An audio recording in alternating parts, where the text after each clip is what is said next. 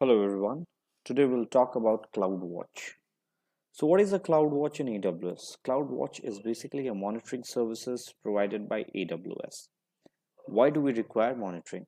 To ensure the expected quality of service is provided by Amazon. Amazon ensures that the services that are being created are scrutinized minutely continuously so that before anything goes wrong, we have an alarming situation created for which we can react immediately.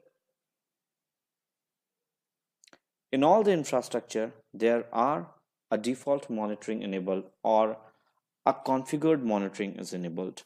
It's very important for any infrastructure to be monitored continuously because there are some critical business line activities involved. For example, we are working on ATM machine in midnight and all it goes down and we are having no information about why is it going down. So that creates an outage. To ensure that outage is not created, it's very important that monitoring is in place. In the same way, AWS also provide monitoring as a services. So we would be working on CloudWatch now. Before we proceed with CloudWatch, there are a couple of terminologies which we should be acquainted with. The first term is state, the another term is events, and the third one is alarms. What is a state? State means what is the present condition of any of the services. For example, utilization of CPU 75%. Even that is in a state. When there is a change in state, that means 75% to 76%. That is a change in state. That causes an event. And if an event is breaching certain threshold value, that generates an alarm.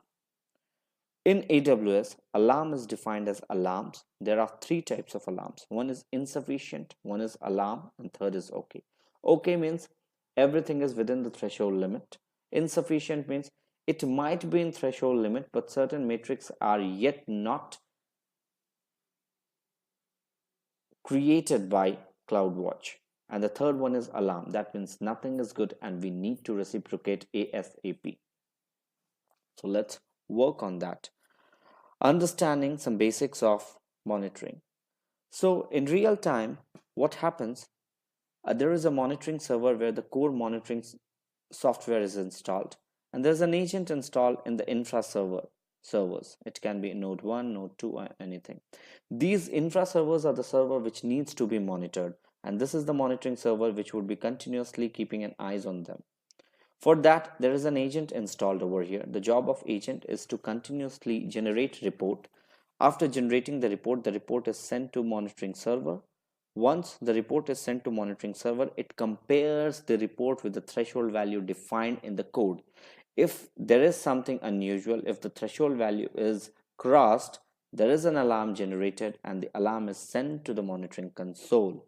That console is what is being monitored by the monitoring engineers, and that alert is further converted into an incident and dispatched to the respective team.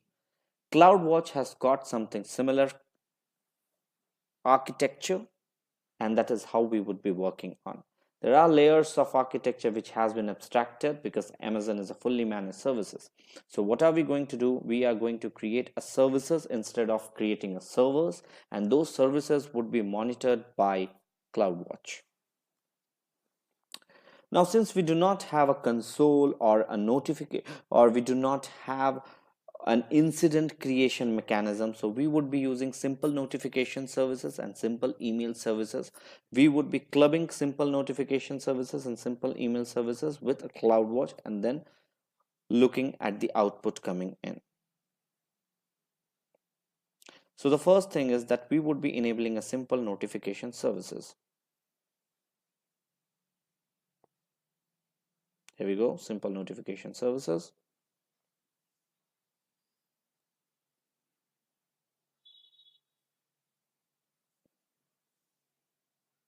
So click on create topic because we need to create a topic through which a notification would be generated. Rather, it is also a service created. So the display name, this is the name with which we are going to get notification. So we'll be creating a topic. Once the topic is created, we need to subscribe this topic in our email ID. So for that, we would be using simple email services.